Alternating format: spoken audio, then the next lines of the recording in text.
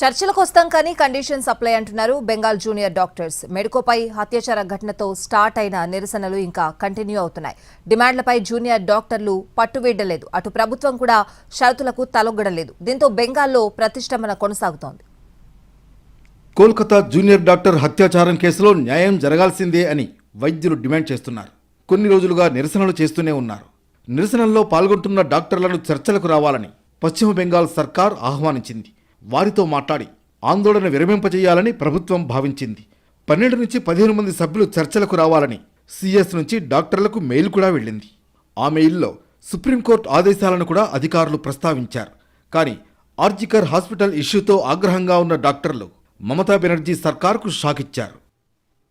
Bengal CS మెయిల్కు reply ఇచ్చారు junior డాక్టర్లు. తమ అభిప్రాయాన్ని స్పష్టంగా చెబుతూనే ప్రభుత్వం ముందు కండిషన్లు పెట్టారు.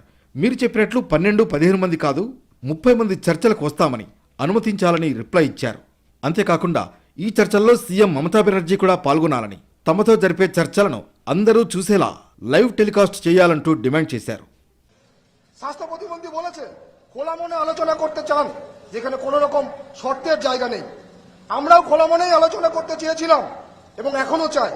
খোলা মনে আলোচনা করতে চাই বলেই আমরা লাইভ মিডিয়া কভারেজের সামনে সম্পূর্ণ আলোচনা চেয়েছি। అటు సుప్రీంకోర్టు డెడ్లైన్ పెట్టినా ప్రభుత్వం చర్చలకు ఆహ్వానించినా జూనియర్ డాక్టర్లు పట్టువీడలేదు.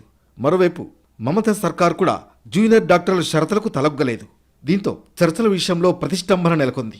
మరోవైపు రాత్రి కూడా ఆర్జికర్ మెడికల్ కాలేజీ ముందు జూనియర్ డాక్టర్లు ఆందోళన నిర్వహించారు.